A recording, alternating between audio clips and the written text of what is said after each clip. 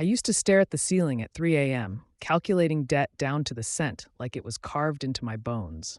The credit card bills, the car payments, the medical expenses, each one a weight I couldn't lift. My life was a spreadsheet of anxiety, and the numbers never added up. I didn't get into this mess overnight. A job loss here, a medical emergency there, and a string of emotional spending masked as self care. I told myself I deserved small comforts while everything else crumbled. But the truth was, I felt like I deserved the mess. There was this moment, quiet but sharp, when I opened my bank app and saw I was 41 cents from overdrafting.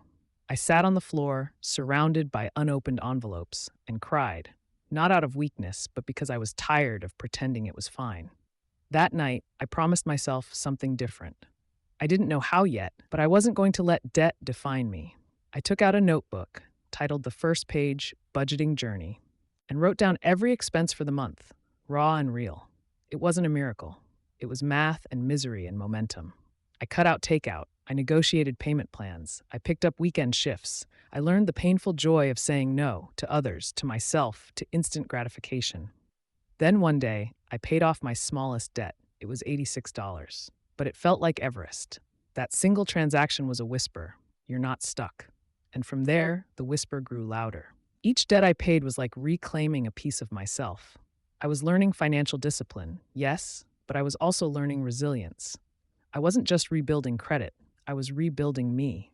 I used to carry shame like a second skin. Now I carry knowledge. The burden didn't disappear, but I became strong enough to carry it until I didn't need to anymore. If you're sitting in silence, buried under numbers and self-blame, hear this. Your story isn't over. The turning point doesn't come in a grand gesture. It starts when you say enough. It starts with one small, quiet decision. Pause here. Reflect.